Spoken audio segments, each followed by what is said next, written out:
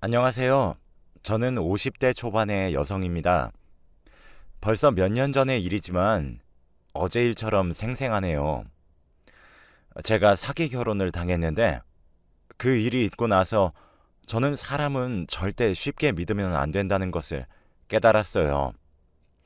여러분도 오늘 제 이야기를 들으시고 한번 주위를 둘러보셨으면 좋겠습니다.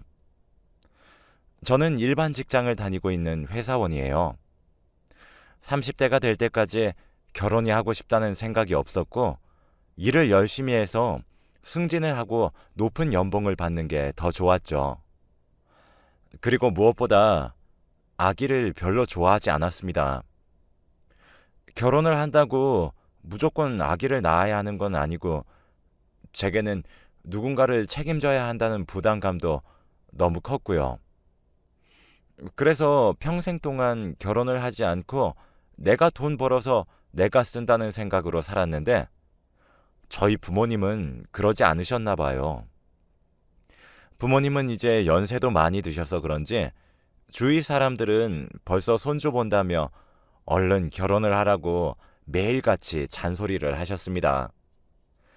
제가 외동딸이라 부모님께서는 저에게만 잔소리를 할 수밖에 없었죠. 그럴 때마다 부모님에게 결혼 생각이 없다고 말을 했어요. 게다가 부모님도 제가 싫은 건 억지로 시키지 않으시니까 딸이 하기 싫다는 건 이해하실 줄 알았어요. 그런데 갑작스럽게 저희 아빠가 몸이 편찮으시게 되었습니다. 거동도 불편하시고 휠체어를 타고 다니셔야 했는데 의사 선생님께서는 살 날이 얼마 남지 않으셨다고 하시더라고요. 그 말을 들으니까 아빠가 이 세상에 없다는 것이 실감이 나지 않더라고요. 어제만 해도 같이 재밌게 대화했던 아빠가 이제 없어질 수도 있다고 생각하니 눈물이 흘렀습니다. 그런데 저희 아빠는 죽기 전 마지막 소원으로 제가 결혼하는 걸 보고 싶다고 하시더라고요. 같이 손잡고 결혼식장을 걷는 건 바라지도 않으니 사위 얼굴이라도 보고 죽고 싶다고 했습니다. 아빠가 그렇게 간절히 원하니까 이번에는 함부로 거절할 수 없더라고요. 사위 얼굴도 보지 못하고 세상을 트면 아빠가 너무 많이 슬퍼할 것 같아 저는 결혼을 하기로 마음을 먹었습니다. 시간은 3개월밖에 없었고 저는 그 당시 남자친구가 있었어요. 저랑 동갑이었는데 또래에 비해 말도 성숙하게 잘하고 어른스러워서 제가 많이 의지했거든요. 늘 저한테 결혼하자고 매달리긴 했지만 제가 늘 거절하고 있었죠. 지금 남자친구라면 결혼을 해서 좋은 부부가 될 것 같았기에 전 남자친구와 결혼을 하기로 결심했습니다. 남자친구는 너무 좋아했고 아빠에게 사위를 소개시켜 주었죠. 아빠는 남자친구에게 저를 잘 부탁한다고 말을 했고 마음 편히 눈을 감으셨습니다. 결혼 생각이 전혀 없던 제가 아빠의 마지막 부탁으로 마음을 돌렸고 급하게 3개월 만에 결혼을 하기로 정한 거예요. 그렇다고 해서 제가 이 사람을 사랑하지 않는 것도 아니었습니다. 누구보다 사랑했고 평생 함께 할 수 있을 것 같은 기분이 들었어요. 저와 남자친구는 친구의 소개로 만났는데 처음부터 마음에 들었습니다. 원래 사람은 대화를 해보면 상대방을 대충 파악할 수 있잖아요. 그런데 남자친구는 저와 동갑임에도 불구하고 행동도 어른스럽고 듬직하더라고요. 항상 저희 커플은 유익한 대화를 나누었어요. 남자친구는 부모님이 일찍 돌아가셔서 힘든 일을 일찍 겪어서 일찍 철이 들었다고 했죠. 그런데 이 사람과 딱 한 번 헤어질 뻔한 적이 있었어요. 저와 남자친구가 사귄 지 2년쯤 되었을 때 이 사람이 탈북자인 것을 알았거든요. 그 사람은 저에게 한마디도 해주지 않았고 제가 알아챘어요. 하루는 우연히 제가 남자친구 휴대폰을 보다가 탈북자들이 있는 카페에 가입을 했더라고요. 한 번도 저한테 말해준 적이 없는데 이런 식으로 알게 되니까 왠지 저를 속인 것 같고 배신감이 확 들더라고요. 그래서 대뜸 남자친구에게 화를 불같이 내면서 이게 뭐냐고 했죠. 남자친구는 처음엔 당황하는 것처럼 보였지만 차근차근 저한테 설명해 주었습니다. 숨긴 건 아닌데 물어보지 않아서 말하지 않았대요. 이 사람은 한 번도 북한에 대한 이야기를 꺼내지 않았고 탈북을 했던 이야기들을 말한 적이 없는데 제가 어떻게 그걸 눈치채나요? 솔직히 그때 헤어질 생각까지 했습니다. 그런데 이 사람이 저를 끝까지 붙잡으면서 탈북하다가 어머니 아버지가 돌아가셔서 그 추억을 다시 상기시키기 싫어서 말 못했어 하며 울면서 말하는데 마음이 찡해지고 저도 슬프더라고요. 그때는 그 사람을 너무 사랑했기에 용서를 했습니다. 조금 충격이긴 했지만 어쨌든 한 민족이니까 괜찮았어요. 그리고 저희는 아버지가 돌아가시고 몇 개월 후 결혼 준비를 하기 시작했습니다. 저희는 간소하게 준비했고 딱히 비싼 가구나 가전제품을 사지 않았어요. 저희 둘 다 욕심이 별로 없어서 그런지 생활에 필요한 것만 있으면 됐고 신혼집도 그렇게 넓지 않은 곳으로 구했죠. 아빠가 돌아가시고 혼자 남겨질 엄마가 걱정되었는데 남편은 고맙게도 저희 친정 근처로 신혼집을 구하자고 해주었고 결국 신혼집과 친정집은 걸어서 7분 정도의 거리에 위치할 수 있었습니다. 그 사람은 여러 가지 가맹점을 하고 있었는데 카페나 음식점 그리고 PC방 등 아주 다양한 곳의 사장님이었어요. 다 아르바이트생이 운영하니까 하루 종일 놀고 먹고 해도 괜찮았죠. 반면에 저는 회사를 다니는 직장인이니까 평일은 매일 출근해야 했습니다. 저희의 일상 패턴이 잘 맞지는 않았지만 그래도 남편이 이해를 해줘서 고마웠어요. 그리고 얼마 뒤에 또 충격적인 남편의 비밀을 알게 되었습니다. 제가 남편 주민등록증이 필요할 때가 있어 우연히 지갑을 뒤졌습니다. 그런데 남편의 주민등록증 앞자리가 8이어야 하는데 7로 시작하더라고요. 두 눈을 비비고 다시 봐도 7로 시작했고 사진도 남편이 맞았습니다. 남편과 저는 동갑으로 알고 있는데 갑자기 7로 시작하다니. 그때 남편은 집에 없었기에 혼자서 곰곰이 생각을 했어요. 주민등록상 이 사람의 나이는 저와 10살이나 차이 나는 사람이었는데 그럼 혹시 탈북을 하고 주민등록증 등록을 잘못했나? 이런 생각까지 들더라고요. 그때 마침 남편이 집으로 돌아왔고 저는 물어봤습니다. 탈북자인 사실을 들켰을 때와 똑같은 표정을 지으면서 저에게 핑계를 대는데 정말 어이가 없더라고요. 아니, 사실 내가 나이 많다고 하면 나 안 만나줄까봐 그랬어. 라고 하는 게 아니겠어요? 무슨 말도 안 되는. 저는 몇 년 동안 이 사람이 저랑 동갑인 줄 알고 또래보다 성숙하다고 생각했는데 나이가 저보다 10살이나 많으니까 성숙할 수밖에 없었던 거죠. 어떻게 이럴 수 있나요? 그 사람은 제가 어이없어 하는 걸 알고는 내가 미안해. 그래도 우리 사랑은 변하는 거 없어. 라고 하며 울먹거리며 말하더라고요. 우는 얼굴에 어떻게 화를 내나요? 그때 저는 또 바보같이 그 사람을 용서했습니다. 이 사람이 얼마나 저를 좋아했으면 이렇게까지 거짓말을 치는 건가 싶으면서 화해했죠. 지금 생각하면 정말 바보 같은 결정이었습니다. 그 사람은 자신의 비밀이 하나씩 계속 드러나니까 저한테 예전보다 더 잘해주었고, 저도 그게 싫지 않았어요. 저는 자기 전 불 끄고 누워있는데 문득 그런 생각이 들더라고요. 혹시 이 사람이 또 나한테 숨기는 게 있으면 어떡하지? 라는 생각이 들면서 최대한 그런 사실은 빨리 아는 게 좋다고 생각했죠.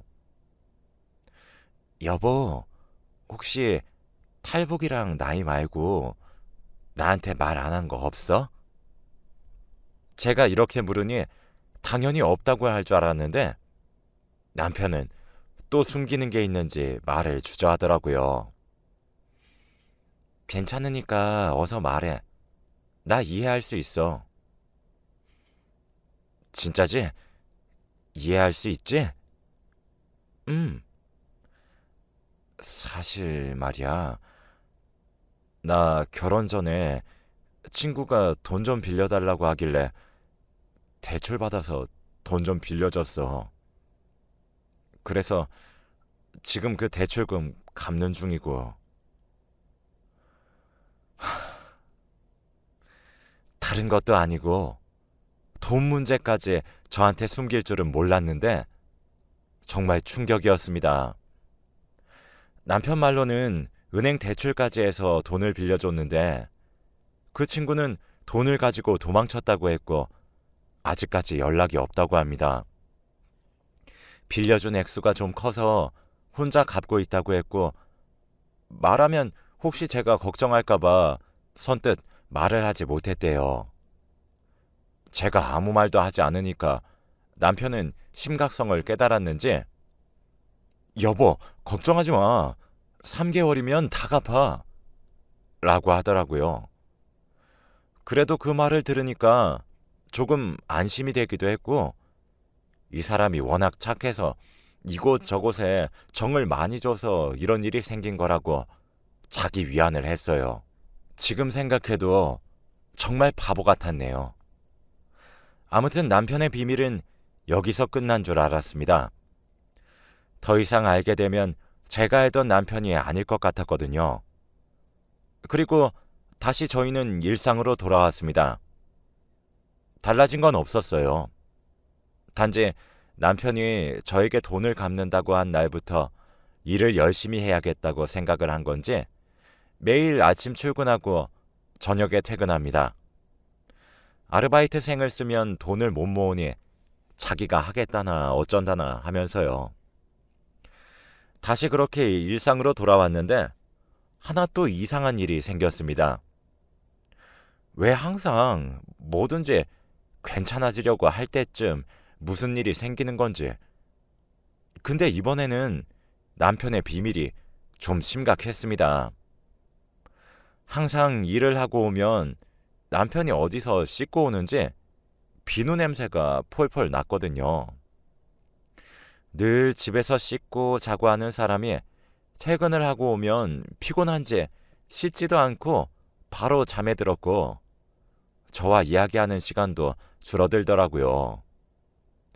그래서 이 사람이 혹시 다른 여자가 생긴 건가 하면서 의심을 하기 시작했습니다. 갑자기 새벽 일찍 나가서 일을 한다는 것도 수상하기도 했고 퇴근하고 오면 비누 냄새가 대놓고 나는 것도 이상하기도 했죠. 저는 이 사람과 이혼까지 생각하고 미행을 하기 시작했습니다. 남편이 출근할 때 몰래 뒤따라가서 어디 가는지 확인했죠. 그런데 이 사람이 가는 곳은 정말 충격적이었습니다. 바로 공사장이었거든요. 저는 이 사람이 이제 건물까지 세웠나 싶어서 노동자들한테 간식도 사주고 총괄도 하는 그런 일을 하러 간 줄 알았어요. 그래서 근처에서 간식거리 좀 사서 내조 좀 할까 싶었죠. 그래서 간식을 사서 공사장으로 들어갔는데 남편이 보이지 않는 겁니다. 샅샅이 뒤졌는데 멀리서 김수종 씨, 그렇게 하면 안 된다니까 하며 제 남편의 이름을 부르더라고요. 저는 소리가 들리는 쪽으로 가서 보니 남편은 그곳을 총괄하는 사람인 것 같은 분에게 혼인하고 있었습니다. 남편은 안전모를 쓰고 작업복을 입은 채 건물을 짓고 있었고 양복을 입은 사람들에게 혼인하고 있었죠. 저는 그 모습을 보고 너무 놀라서 양손에 쥐고 있던 간식거리들을 땅바닥으로 떨어뜨렸고 그 소리에 그곳에 있던 사람들은 다 저를 바라보았죠. 물론 제 남편도요. 정말 그때의 기분은 말로 표현할 수 없을 정도입니다. 뒤통수를 세게 맞은 건 기본이었고 제가 알고 있던 사람이 아니니까 온몸에 소름이 돋았어요. 이건 사기 결혼이라는 것밖에 생각이 나지 않더라고요. 남편은 제가 당황해하는 모습을 보고 급하게 내려와서 제 손목을 애절하게 붙잡으며 여보, 내 얘기 좀 들어봐, 어?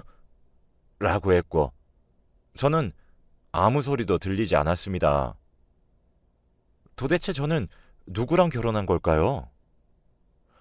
무슨 양파도 아니고 까도 계속 나오는 그의 비밀을 보니까 숨긴 얘기가 더 많을 것 같더라고요. 들어보니 많은 가맹점을 하고 있던 사장도 아니었고 그냥 공사장에서 일하는 일용직이었습니다. 제가 바보 같았어요. 그날 이후로 저는 그 사람에게 모든 신뢰를 잃었습니다. 그때서야 정신이 차려지면서 그놈의 실체가 보이더라고요.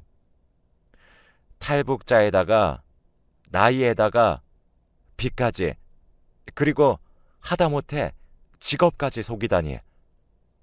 정말 드라마에 나올 법한 이야기 아닌가요? 저는 그 사람과 도저히 같이 살 수 없었고 이혼을 하기로 결심했습니다. 남편은 끝까지 말리면서 다 설명하겠다고 다시는 이런 일 없을 거라고 했지만 저는 이 사람을 더 이상 믿을 수 없었어요. 그 사람이 매일같이 씻고 온 이유도 공사장에서 흘리는 땀 냄새와 흙 냄새 때문이었더군요. 지금 생각해도 정말 대단한 사람을 만난 것 같습니다. 저는 뒤도 돌아보지 않고 이혼했어요. 그리고 살던 집은 원래 제 집이었기 때문에 남편만 짐을 싸고 나갔죠. 이혼 후 몇 달 정도는 연락도 하지 않은 채 살았습니다. 초반에는 문자도 오고 전화도 왔는데 귀찮아서 다 차단했어요. 그렇게 엄마와 단 둘이서 살고 있는데 전 남편의 기억이 점점 잊혀질 때쯤이었습니다. 저는 그동안 일도 열심히 하고 사람들도 많이 만나면서 그 사람과의 추억을 잊어가고 있었죠. 그때쯤 집에 누군가 찾아왔고 현관문을 열어보니 경찰이었습니다. 혹시나 제가 무슨 잘못을 저질렀나 하고 한껏 움츠린 채로 문을 열어보니 안녕하세요, 경찰입니다. 혹시 김수종 씨 전 와이프 되십니까? 잠깐 조사 좀 할 게 있어서 그런데 같이 경찰서로 좀 가주시죠. 라고 하는 게 아니겠어요? 거의 1년이나 지난 이 시점에 그 사람과의 인연이 뭐가 있나 싶어서 경찰서로 일단 발걸음을 옮겼습니다. 가는 내내 혹시 이 사람이 내 이름을 대고 사기를 치고 다닌 건가 라는 생각도 해보고 혹시 내 이름을 대고 돈을 빌린 건가 라는 오만 생각을 다 했습니다. 그리고 경찰서에 도착했는데 한 여자가 앉아있더라고요. 그런데 저를 보자마자 갑자기 제 멱살을 잡으면서 당신 누구야? 김수종이랑 무슨 사이야? 라고 하는 겁니다. 생판 처음 보는 여자가 대뜸 제 멱살을 잡고 그러는데 너무 당황스럽고 화나더라고요. 그 사람 전 와이프인데요? 그쪽은 누구신데 제 멱살을 잡으세요? 경찰은 제가 말하는 것을 듣고 저에게 이분은 김수종 씨 아내분 되십니다. 라고 하더군요. 경찰이 하는 말은 정말 충격적이었습니다. 알고 보니 그 여자는 김수종이 북한에서 결혼한 아내였던 것이죠. 저는 이게 가능한 일인가 싶어서 이해가 되지 않았었는데 그 여자는 차근차근 설명해 주었습니다. 김수종과 그 여자는 함께 탈북을 하려고 했는데 상황이 맞지 않아서 김수종 혼자 탈북을 했다고 합니다.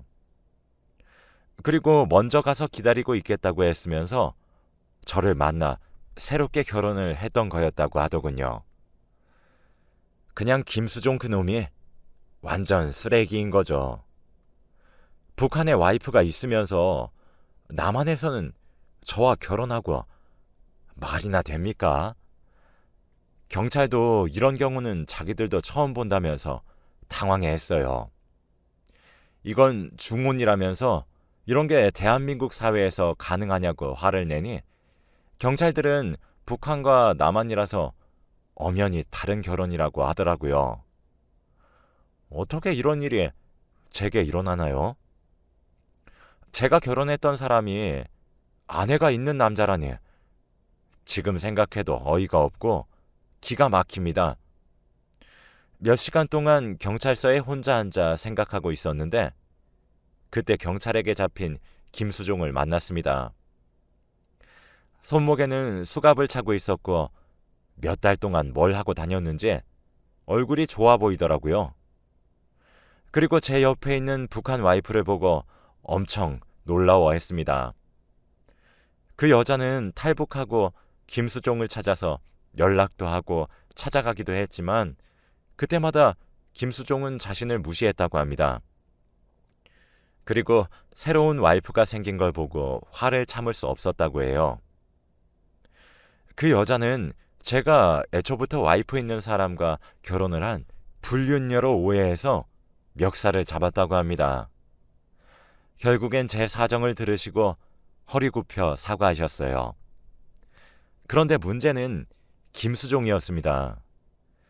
너무 광범위한 사기라 경찰도 어떻게 해야 할지 막막해했고 저와 그 북한 여자는 김수종이 최대한 감옥에 오래 있게 해달라고 했어요. 경찰도 사기 범위가 너무 커서 그럴 것 같다고 했죠. 그리고 조사를 하는 과정에서 하나 더 알게 된 사실이 있었어요. 그 사람이 친구한테 돈을 빌려줘서 3개월 안에 갚는다고 했던 거 있잖아요. 그건 자기가 일한 돈으로 돈을 갚아왔던 게 아니었고 제가 일한 돈으로 갚아왔던 거였어요. 왜 그 생각을 못했을까요?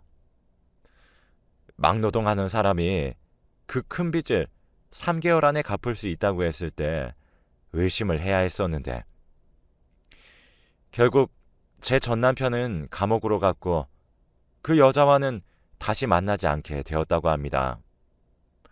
사람 하나 잘못 만나서 저는 이제 연애도 못하겠고 사람들도 잘 못 만나겠어요. 다정한 얼굴을 하고서 어떻게 그렇게 뻔뻔하게 거짓말을 한 건지 지금 생각해도 참 대단한 일이었습니다. 여러분들도 저 같은 일이 일어나지 않으셨으면 좋겠어요. 사람 만날 때 다들 조심하십시오. 제 이야기는 여기까지입니다. 들어주셔서 감사합니다.